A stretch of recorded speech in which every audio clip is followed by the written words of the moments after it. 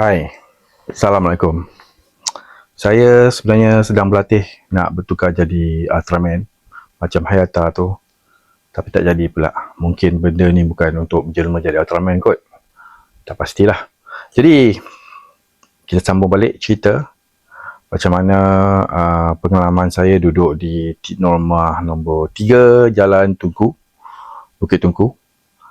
Duduk di situ daripada tahun 1982 sehingga tahun 2004. Seingat saya 82 sebab masa tu saya tahun kedua di Tadika.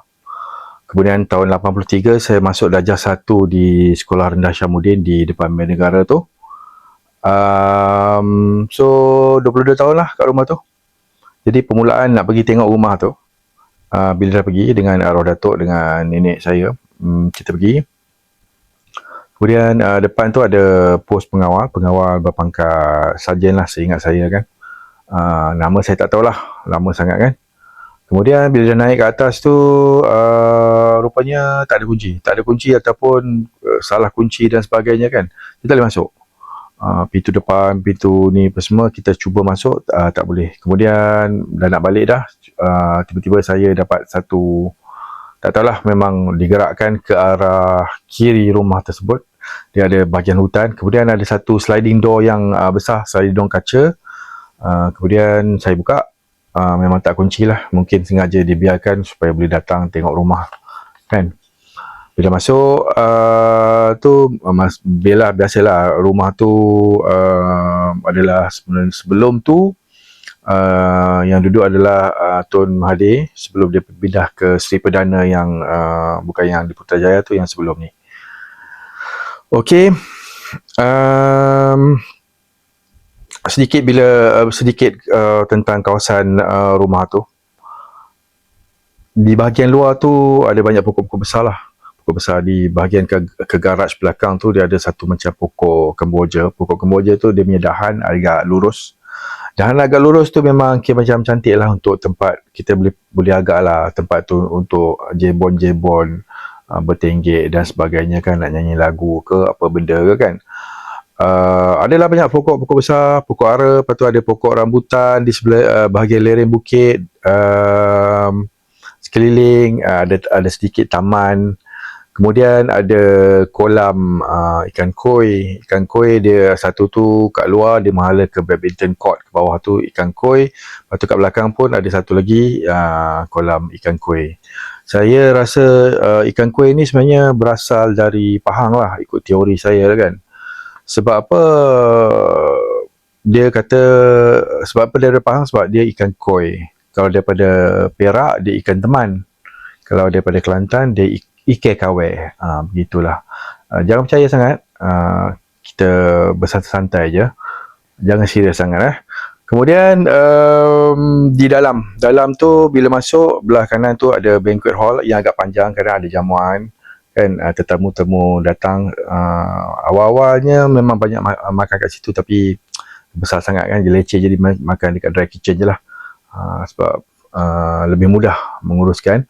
Kemudian di sebelah kiri ada bilik tamu. Bilik tamu kalau kata ada orang datang apa semua, dia kat situ lah. Atas ada dalam beberapa bilik, ada dalam 4 bilik, ada satu bilik study. Kemudian di belah belakang saya ada dapur. Kemudian belakang ada banyak lagi bilik, dalam 5 bilik kot. Bila 5 bilik, selalunya maid duduk ataupun kalau tetamu yang datang, bila duduk kat belakang tu, dia ada satu bilik air terbuka. Bilik air terbuka tu macam bila masuk pintu tu, dia macam kita ada bumbung tu terbuka lah. Kadang-kadang bila malam tu seram juga, kata-kata kita tumpang buang air kat situ kan, kita nak masuk tu dia terbuka. Kita kadang-kadang yalah, imagine benda melayang kat atas ke apa benda kan, ataupun ada orang jahat kat atas bumbung kan, macam ninja kan lompat kan, kita pun tak tahulah. Jadi untuk kali ni saya cerita kisah-kisah yang saya sebut sebagai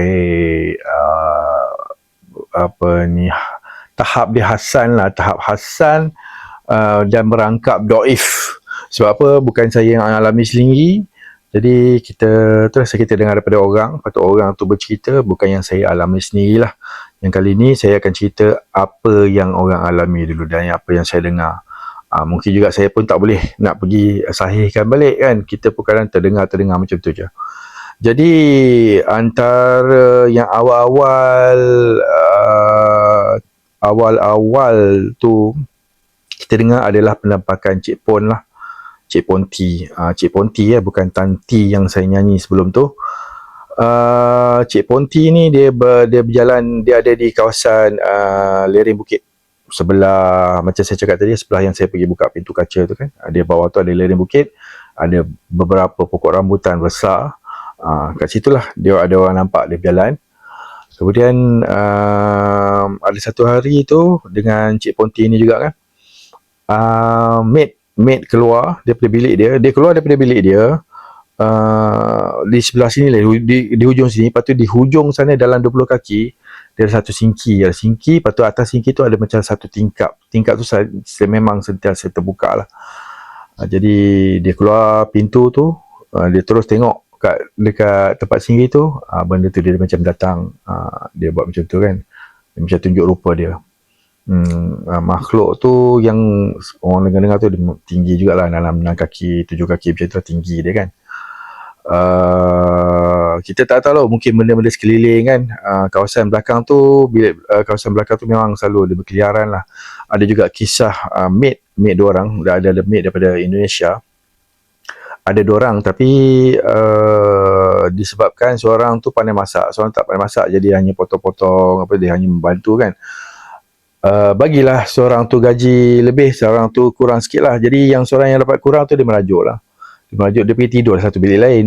Dia memang dia kena ganggu lah, dan dia beritahu lah ada gangguan, sedangkan dia merajuk. Itulah siapa suruh merajuk kan. Itu satu lagi lah.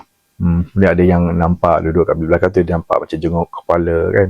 Itu kerja Cik Pon lah. Cik Pon tu kadang-kadang kat atas pun ada. Kadang-kadang mungkin juga jin kawasan tu. Kalau kita memang dia duduk kat situ lama, kita pun hanya pergi, bukan dia kacau kita yang kacau tempat dia dulu kan.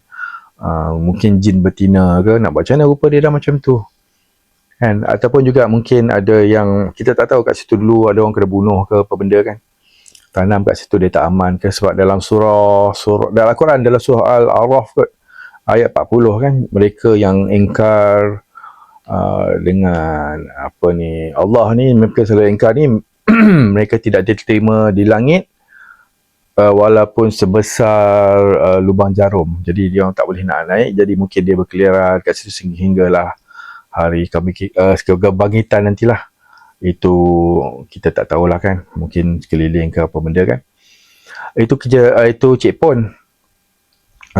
Cik Pon. Lepas tu kadang-kadang ada juga kes di mana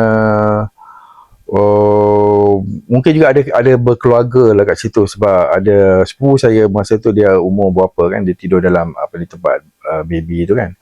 Jadi pada esoknya tengok dah terbuka benda tu ke bawah, dan mainan berterabur.